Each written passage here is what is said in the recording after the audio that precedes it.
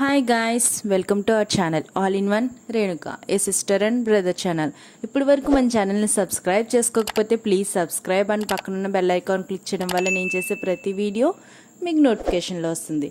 Let's start our video. నన్ను కమెంట్స్లో అడిగారండి ఎగ్రి సెట్ మీద బిట్స్ చేయమని. కాకపోతే నాకు చాలా వర్క్ బర్డెన్ ఉండడం వల్ల ఇన్ని రోజులు నేను చేయలేకపోయాను. ఇప్పుడు కూడా ఇంకా వర్క్ ఉంది, కాకపోతే ఎగ్రిసెట్ నోటిఫికేషన్ వచ్చింది, చాలా తక్కువ టైం ఉంది కాబట్టి నేను ఈరోజు మీకు ఈ టాపిక్ మీద వీడియో అనేది షేర్ చేయడం జరిగింది. సో స్టూడెంట్స్, ఈరోజు నేను మీకు ఎగ్రిసెట్కి సంబంధించి కొన్ని ఇంపార్టెంట్ టాపిక్స్ ఉన్నాయి మనకి, అది కూడా నేను ఎక్స్టెన్షన్ సబ్జెక్ట్ నుంచి తీసుకున్నాను.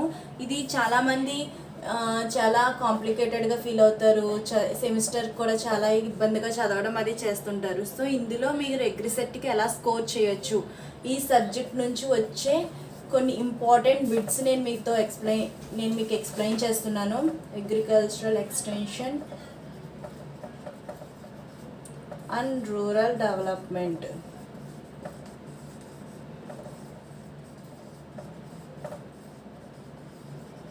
సో అనుకున్నంత కాంప్లికేటెడ్ సబ్జెక్ట్ అయితే కాదు ఇది. జనరల్గా మన అగ్రికల్చర్ చదువుతున్న ప్రతి ఒక్కరు కూడా చాలా గుర్తుపెట్టుకోవాల్సింది ఏంటంటే ఎక్స్టెన్షన్ స్కిల్స్ అనేది చాలా చాలా ఇంపార్టెంట్. మనం బయట ఏ జాబ్ చేస్తున్నా కూడా ఎక్స్టెన్షన్ స్కిల్స్ మీద ఆధారపడి ఉంటుంది.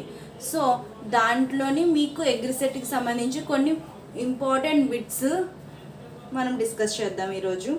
సో ఇందులో ఫస్ట్ మనకి ఈ వర్డ్ తీసుకుందాం, అగ్రికల్చరల్ ఎక్స్టెన్షన్ తీసుకుందాము.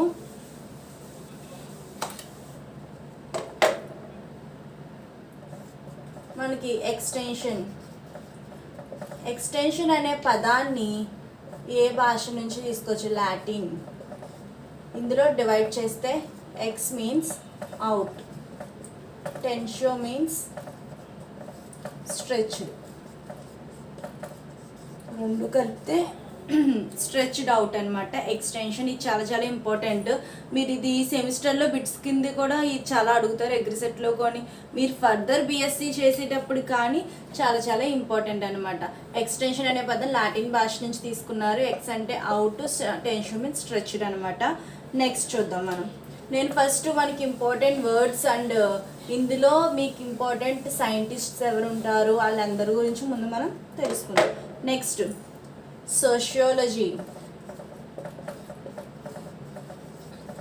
సోషియాలజీ అనే పదం మనకి గ్రీక్ భాష నుంచి తీసుకున్నారు. సో ఇందులో కూడా మనకి సోషియస్, companion, Logos means reasoning. So sociology అనే పదాన్ని గ్రీక్ భాష నుంచి తీసుకున్నారు. సోషియస్ means companion, Logos means reasoning. మనకి సోషియాలజీ అనే పదాన్ని అగస్టే కాంటే అనే శాస్త్రవేత్త తీసుకొచ్చారండి. అగస్టే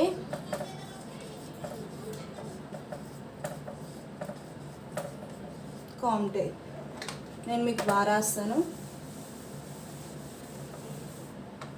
ఒక బుక్ పెట్టుకొని బుక్లో రాసుకోవడం వల్ల ఎప్పుడైనా సరే రివిజన్ చేయడానికి చాలా ఈజీగా ఉంటుంది. అగస్టే కాంటే అనే శాస్త్రవేత్త తీసుకొచ్చారనమాట, ఈ పదాన్ని ప్రవేశపెట్టారు.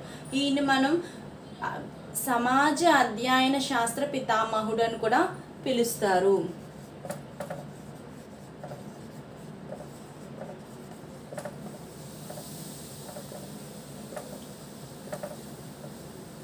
పితామహుడు, ఫాదర్ ఆఫ్ సోషియాలజీ, ఇంగ్లీష్లో అయితే ఫాదర్ ఆఫ్ సోషియాలజీ. సో ఇందులోని మీకు ఇప్పుడు నేను చెప్పిన 2 బిట్స్లోని చాలా చాలా ఇంపార్టెంట్ బిట్ ఉంది. ఇద్దరు ఎక్స్టెన్షన్ నుంచి కానీ సోషియాలజీ నుంచి కానీ ఖచ్చితంగా బిట్ అనేది కంపల్సరీ వస్తుంది. నెక్స్ట్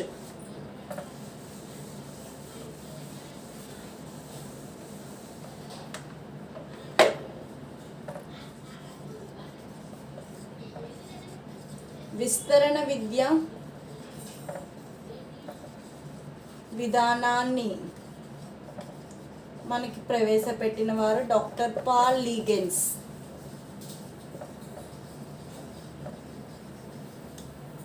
నెక్స్ట్ విస్తరణ కార్యక్రమం,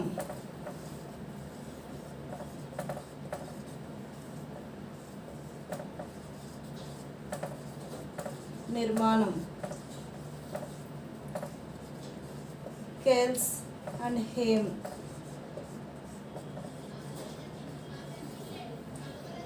నెక్స్ట్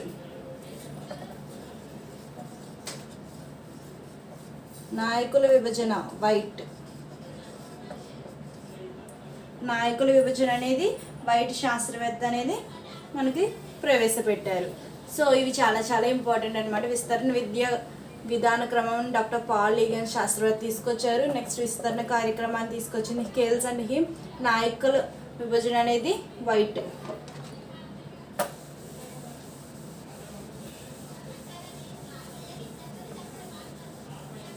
సో ఇందులో మనం ఇప్పుడు చూసుకుంటే మనకి ఇంకో శాస్త్రవేత్త కూడా ఉన్నారు.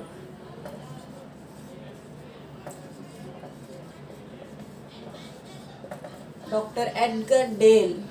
మనకి విస్తరణ విద్యని వివిధ రకాలుగా మనం బయట ప్రజలందరికీ కూడా తెలియపరచచ్చు. సో అలాంటి బోధించే పద్ధతుల గురించి మనకి ఎడ్గర్ డేల్ గారు ఈ విస్తరణ బోధన పద్ధతుల గురించి ఒక శంఖం రూపంలోని మనకి వివరించడం జరిగింది. దాన్ని కోన్ ఆఫ్ ఎక్స్పీరియన్స్ అని పిలుస్తారు. కోన్ ఆఫ్ ఎక్స్పీరియన్స్ లేదా అనుభవాల శంఖము.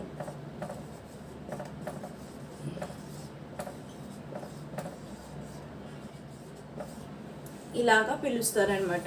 సో ఇవి మేజర్గా మనకి ఇందులో ఈ ఎక్స్టెన్షన్ టాపిక్లో చాలా చాలా ఇంపార్టెంట్ అయిన కొన్ని సైంటిస్ట్స్ అండ్ కొన్ని నేమ్స్ అనమాట. సో ఇప్పుడు మనం ఇందులోని నెక్స్ట్ టాపిక్లోకి వెళ్దాం. మనకి ఎప్పుడూ కూడా ఒకటి గుర్తుపెట్టుకోండి, ఎక్స్టెన్షన్ అనేది మనం ఎలాగా అవతల వాళ్ళతో మాట్లాడే విధానాన్ని బట్టి, వాళ్ళు ఎలా అర్థం చేసుకుంటున్నారు అనే దాన్ని బట్టి మనం ఎంత కెపాబిలిటీ అనేది ఆధారపడి ఉంటుంది. సో ఇందులో మనకి ఫస్ట్ వచ్చి చాలా చాలా మెథడ్స్ ఉంటాయి అన్నమాట, బోధించే మెథడ్స్. సో మీకు తెలిసి ఉంటుంది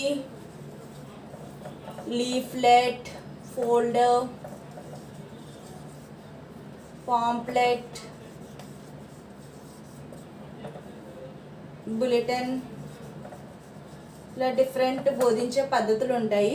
సో ఇందులో నేను సింపుల్గా చెప్తున్నాను. లీఫ్లెట్ అంటే అది కేవలం ఒకవైపు మాత్రమే మనం బోధించే మొత్తం సమాచారం అనేది ఒకవైపు మాత్రమే రాస్తామన్నమాట. సో దాన్ని లీఫ్లెట్ అని అంట. ఫోల్డర్ అంటే 2 లేదా అంతకన్నా ఎక్కువ మడతలు వేసి మనం అందులో ఇన్ఫర్మేషన్ అనేది చూపిస్తాం. పాంప్లెట్ అంటే ఆల్మోస్ట్ ఫోల్డర్లా ఉంటుంది, కాకపోతే ఎన్నో మడతలు కాదు, జస్ట్ ఒక పేపర్ మీద మనం అట్రాక్టివ్గా ఎయిదర్ మన పిక్చర్స్ని వాడచ్చు, లేకపోతే కలర్ పెన్స్ వాడచ్చు. అలా మనం అవతల వాళ్ళకి సమాచారాన్ని అందిస్తాం. బులెటిన్ అంటే ఇది మాత్రం చాలా ఇంపార్టెంట్. 20 పేజీల వరకు ఒక చిన్ని మినీ సైజ్ బుక్ లాగా మనం మెయింటైన్ చేసుకోవచ్చు అనమాట. సో ఇది ఇలాగా మనకి సమాచార ప్రచురణ పద్ధతులు అనేవి చాలా చాలా ఉన్నాయి. సో ఇందులో మనకి నెక్స్ట్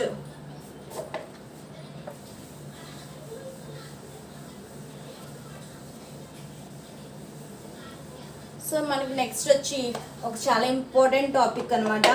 ఏంటి అది అంటే స్వాతంత్రం రాకముందు, స్వాతంత్రం వచ్చిన తర్వాత కొన్ని ఇంపార్టెంట్ ప్రాజెక్ట్స్ అనేది మనకి తీసుకోవడం జరిగింది. సో అందులో మనకి ప్రీ ఇండిపెండెన్స్ అంటే స్వాతంత్రం రాకముందు ఏం ప్రాజెక్ట్స్ వచ్చినాయి. సో అందులో మొట్టమొదటిగా శ్రీనికేతన్ ప్రాజెక్ట్ అనేది తీసుకొచ్చారు. ఈ శ్రీనికేతన్ ప్రాజెక్ట్ అనేది 1914 పశ్చిమ బెంగాల్ అంటే వెస్ట్ బెంగాల్, పశ్చిమ బెంగాల్లో రవీంద్రనాథ్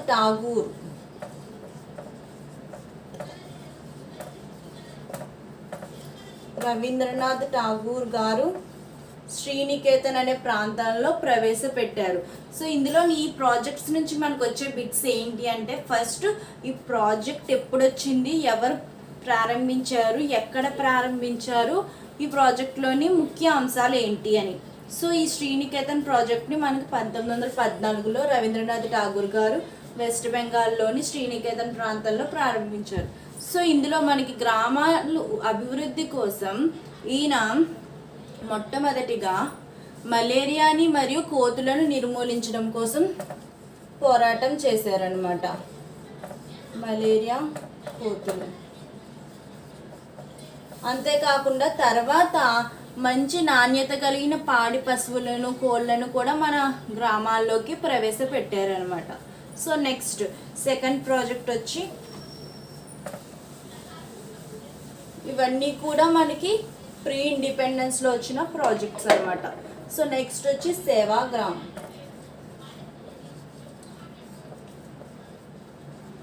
సేవాగ్రామ్ ప్రాజెక్ట్ అనేది 1921న మహాత్మా గాంధీ గారు మహారాష్ట్ర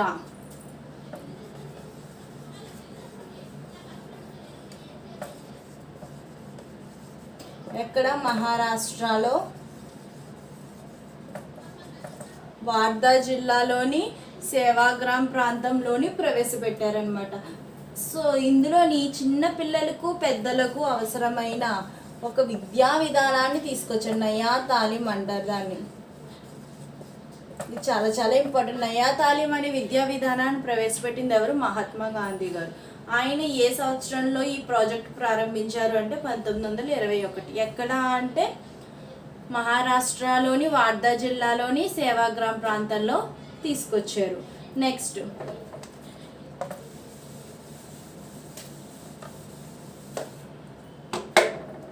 థర్డ్ ప్రాజెక్ట్ మార్తాండం. మార్తాండం కూడా 1921లో స్పెన్సర్ హచ్ అనే వ్యక్తి మార్తాండం అనే ప్రాంతంలోని తీసుకొచ్చారు. మార్తాండం అనే ప్రాంతం వ్యాపారానికి చాలా పేరు పెట్టిన ప్రాంతం అనమాట. అక్కడ చాలా వ్యాపార ప్రాంతంగా తీసుకుంటారు. కానీ ఈ ప్రాజెక్ట్ రాకముందు అక్కడ అంత లేదు. ఈ ప్రాజెక్ట్ వచ్చిన తర్వాత అక్కడ చాలా ఇండస్ట్రియల్గా బాగా డెవలప్ అయిపోయింది అనమాట. ఈ ప్రాజెక్ట్ రాకముందు అక్కడంతా బీడు భూములు ఉండి, వ్యవసాయం చాలా తక్కువ ఉండి, పనులు చాలా తక్కువ ఉండి, చిన్న తరహా పరిశ్రమలు తప్ప కూలీలు చాలా తక్కువ ఉండడం ఇలాంటివి ఉండేవి. ఈ ప్రాజెక్ట్ అక్కడ ప్రవేశపెట్టి అక్కడ గ్రామాల అభివృద్ధి అనేది చేయడం జరిగింది. నెక్స్ట్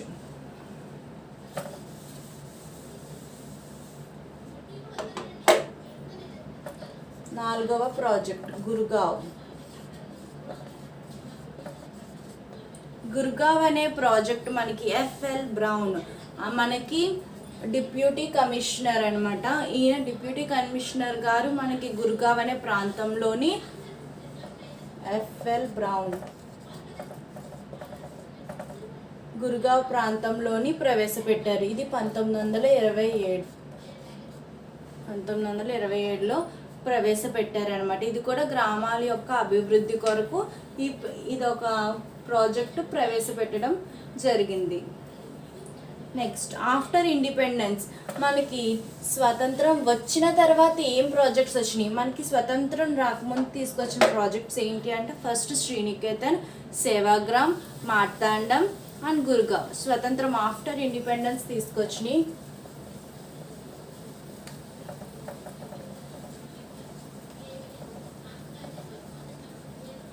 ఫస్ట్ వన్ ఫిర్కా అనేది 1946 మెడ్రాస్, టంగుటూర్, ప్రకాశం.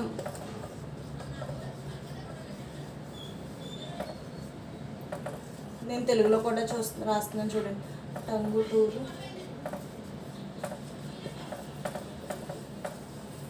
ప్రకాశం పంతులు గారు ఈ ప్రాజెక్ట్ను ప్రవేశపెట్టడం జరిగింది. ఈ ప్రాజెక్ట్ యొక్క ముఖ్య ఉద్దేశం ఏంటి అంటే స్వయం సమృద్ధిగా, స్వయం ఆధారితంగా బ్రతకడం అన్నమాట. చాలా చాలా ఇంపార్టెంట్ బిట్ అనమాట.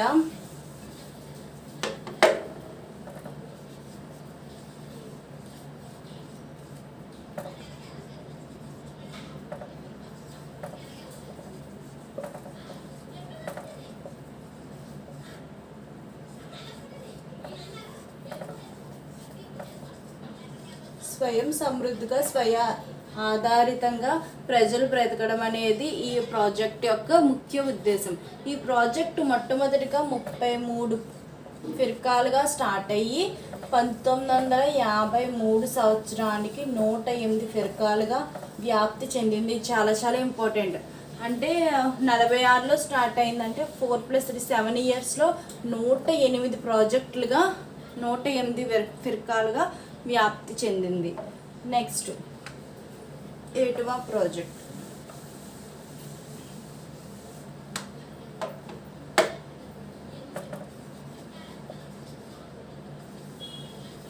ఇది 1948లో ఆల్బర్ట్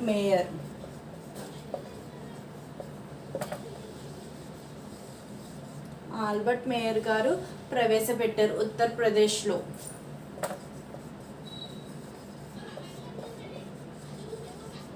ఈ ప్రాజెక్ట్ కూడా గ్రామాల అభివృద్ధికి ఎంతగానో దోహదపడింది. సో ఈ ప్రాజెక్ట్ స్టార్ట్ చేసినప్పుడు ఇనీషియల్గా చాలా తక్కువ, ఒక 30 ప్రాజెక్టులతో స్టార్ట్ అయ్యి తర్వాత అది కాస్త 600 వరకు పెరిగాయి అన్నమాట.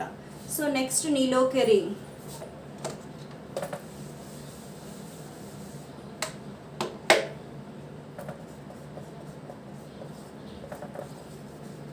నీలోకెరి ప్రాజెక్ట్ యొక్క ఇంపార్టెన్స్ ఏంటంటే ఇది కూడా 1948లో వచ్చింది. ప్రాజెక్ట్ ఏంటంటే ఒక 7,000 మంది పాకిస్తాన్ వాళ్ళ చుట్టూ ఉన్న 100 గ్రామాలకు పంపించడం వలన ఆ ప్రాంతాలన్నీ కూడా అభివృద్ధి చేయడం అనేది జరిగింది. సో అలా పెట్టే ప్రాజెక్ట్ యొక్క దాన్ని కూడా మ్యాక్స్ డోర్ మంజిల్ అని పిలుస్తారు. ఇది కూడా చాలా చాలా ఇంపార్టెంట్. అలా వెళ్ళి చేయడాన్ని మ్యాక్స్ డోర్ మంజిల్ అని పిలుస్తారు. సో ఇప్పుడు మళ్ళీ రీకలెక్ట్ చేస్తున్నాను చూడండి. మనకి ఇండిపెండెన్స్ రాకముందు 4 ప్రాజెక్టులు ఉన్నాయి. ఇండిపెండెన్స్ వచ్చిన తర్వాత 3 ప్రాజెక్టుల కింద చెప్పడం జరిగింది. సో నెక్స్ట్ వచ్చి సమాజ అభివృద్ధి.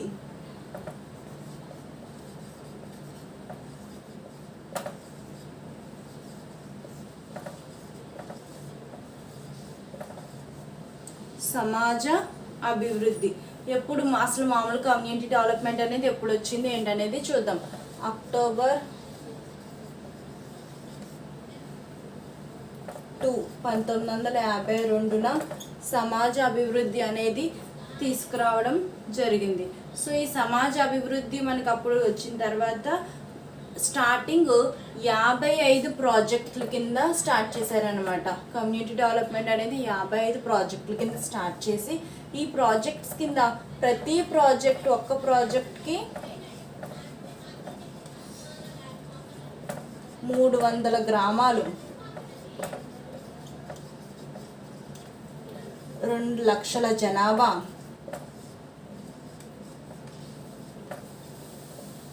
150,000 ఎకరాల భూములు ఈ ప్రాజెక్ట్ కింద తీసుకోవడం అనేది జరిగింది. ఈ ప్రాజెక్ట్లో ఫస్ట్ మనకి ఏం చెప్పాను, మొత్తం ఈ ప్రాజెక్ట్ ఎప్పుడు వచ్చింది, మామూలుగా అయితే అక్టోబర్ 2, 1952లో స్టార్ట్ చేశారు. 55 ప్రాజెక్టులుగా తీసుకున్నవి ఇవి. ప్రతి ప్రాజెక్ట్ కింద 300 గ్రామాలు, ఆ గ్రామాల్లో 2 లక్షల మంది జనాభా, 150,000 ఎకరాలు భూములు తీసుకోవడం అనేది జరిగింది. సో ఈ ప్రాజెక్టు మొత్తం 5 దశల్లో చేస్తారనమాట. ప్రతి కార్యక్రమానికి 5 దశల కింద విభజించారు. ఒక ప్రాజెక్టు టైం పీరియడ్ వచ్చి మనకి 3 ఇయర్స్.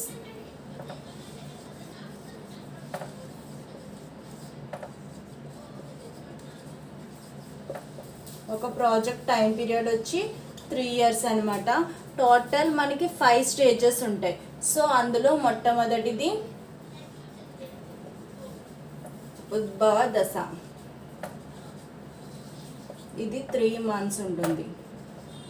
ఈ 3 months ఏంటి అంటే, సో ఫస్ట్ మనం ఏదైనా ప్రాజెక్ట్ చేసేటప్పుడు దాని గురించి ప్లానింగ్ వేసుకోవడం, సర్వే చేయడం, అదంతా కూడా ఈ ఉద్భవ దశలోకి వస్తుంది.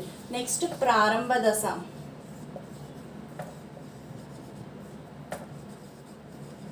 ఇది 6 months ఉంటుంది. సో ఇందులో మనకి ఈ ప్రాజెక్ట్ అనేది మనం స్టార్ట్ చేస్తాం అనమాట. ఈ ప్రాజెక్ట్ చేయడానికి వచ్చే సిబ్బందికి వసతి కల్పించడం, వాళ్ళకి కావాల్సిన సామాగ్రిని సమకూర్చడం అనేది జరుగుతుంది. నెక్స్ట్ పని దశ,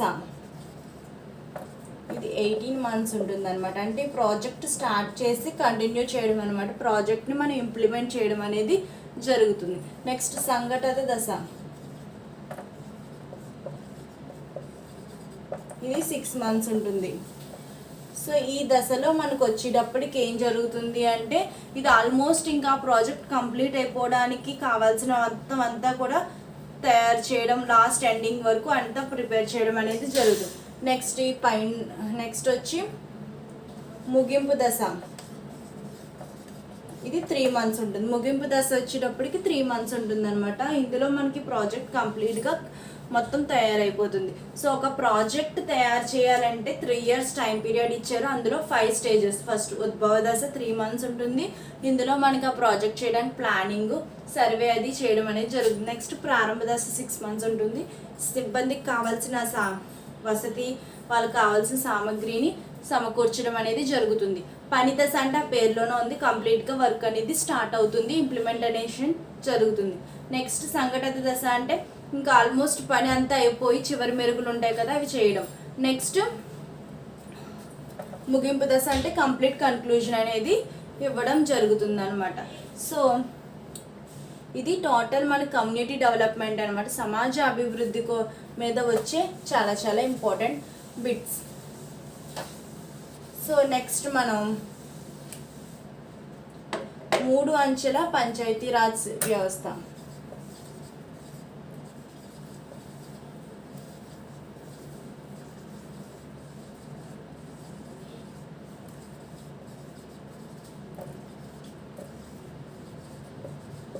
మూడు అంచెల పంచాయతీరాజ్ వ్యవస్థ ఎప్పుడు వచ్చింది, ఎలా, ఎక్కడ మొదట? ఫస్ట్ జనవరి 16, 1952లో వచ్చింది. మొట్టమొదటిగా రాజస్థాన్లో తీసుకొచ్చారు. తర్వాత అది కాస్త 1956 నాటికి హైదరాబాద్లోని శంషాబాద్లో కూడా ప్రవేశపెట్టడం అనేది జరిగింది. హైదరాబాద్లో శంషాబాద్ దగ్గరకు వచ్చేటప్పటికి నవంబర్ 1 ప్రవేశపెట్టడం అనేది జరిగింది. సో ఇది చాలా చాలా ఇంపార్టెంట్ అనమాట. సో నెక్స్ట్ మనం చూస్తే ఇందులో ఇంకా ఇంపార్టెంట్ బిట్స్ వచ్చేటప్పటికి ఇండక్షన్ ట్రైనింగ్ అనేది చాలా ఇంపార్టెంట్. ఇది మీకు నాయకుల యొక్క విభజనలోని, నాయకులకి ఇచ్చే శిక్షణ కార్యక్రమంలోని చాలా ఇంపార్టెంట్ ఇండక్షన్ ట్రైనింగ్. దీనికి ఇన్ సర్వీస్ ట్రైనింగ్కి చాలామంది కన్ఫ్యూజ్ అవుతూ ఉంటారు. ఇండక్షన్ ట్రైనింగ్ అంటే ఆల్రెడీ శిక్షణ ఉన్న వ్యక్తుల దగ్గర మనం శిక్షణ పొందడాన్ని ఇండక్షన్ ట్రైనింగ్ అంటే. వాళ్ళు ఆల్రెడీ దాని మీద అవగాహన ఉండి, ఆ పలానా కార్యక్రమం మీద అవగాహన ఉన్న వాళ్ళ దగ్గర మళ్ళీ శిక్షణ పొందడాన్ని ఇండక్షన్ ట్రైనింగ్ అని అంటారు. ఇన్ సర్వీస్ ట్రైనింగ్ ఇది ఏంటి అంటే, ఇన్ సర్వీస్ ట్రైనింగ్ అంటే మనం నేర్చుకుంటూనే ఆ పనిని అమల్లోకి తీసుకొస్తాం అనమాట. అది మనం పని చేసుకుంటూ నేర్చుకోవడాన్ని ఇన్ సర్వీస్ ట్రైనింగ్ అని కూడా పిలుస్తారు. సో ఇందులో ఎక్స్టెన్షన్లోకి వచ్చేటప్పటికి నేను ఆల్మోస్ట్ అన్ని బిట్స్ ఎంత అంటే చాలా చాలా ఇంపార్టెంట్ టాపిక్స్ అన్నీ కవర్ చేయడం అనేది జరిగింది. ఇప్పుడు మనం అబ్రివేషన్స్లోకి వెళ్దాం.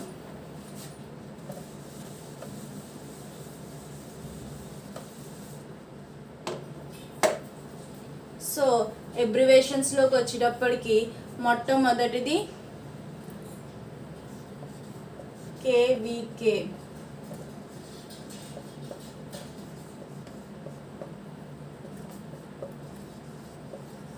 కృషి విజ్ఞాన్ కేంద్రం. కృషి విజ్ఞాన్ కేంద్రం. Next DAATT. డాట్ అంటే district agricultural advisory technology transfer centre. District agricultural advisory technology transfer centre.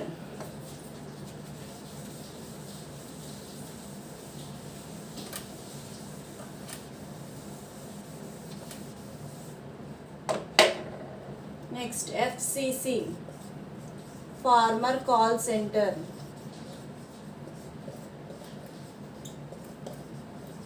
Farmer call centre. Next PRA,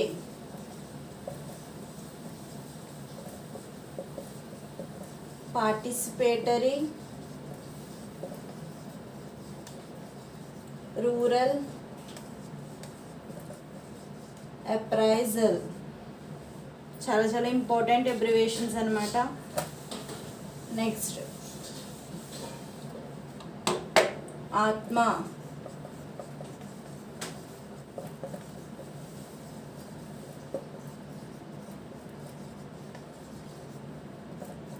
agricultural technology management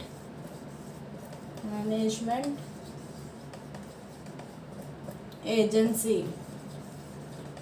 ఇది కూడా చాలా ఇంపార్టెంట్ పెట్టండి. ఆత్మ అంటే మీకు సెమిస్టర్లో కూడా ఆత్మ గురించి ఒక షార్ట్ నోట్స్ అడిగే అవకాశం కూడా చాలా ఉంది. Next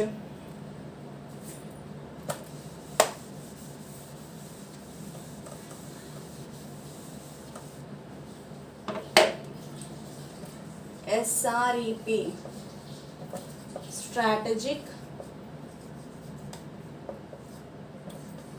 research extension plan. So ఇందులోని చాలా చాలా ఇంపార్టెంట్ బిట్స్ అన్నీ కవర్ చేయడం జరిగింది. మిగిలిన నేను మీకు నెక్స్ట్ క్లాస్లో షేర్ చేస్తాను. నేను చేసిన ఇంతకుముందు వీడియోస్ మీరు చూడాలనుకుంటే వాటికి సంబంధించిన లింక్స్ కింద ఉన్న డిస్క్రిప్షన్లో పెడతానండి, తప్పకుండా చూడండి. నేను చేసిన ఈ వీడియో మీకు నచ్చినట్టయితే please like, share, comment and don't forget to subscribe. మీరు నా వీడియోస్ షేర్ చేయడం మరియు మా ఛానల్ని సబ్స్క్రైబ్ చేసుకోవడం వలన ఇలాంటి ఎన్నో వీడియోస్ చేయాలన్న ఇంట్రెస్ట్ మాకు వస్తుంది. సో ఈరోజుకింతే. Thank you. Bye bye now.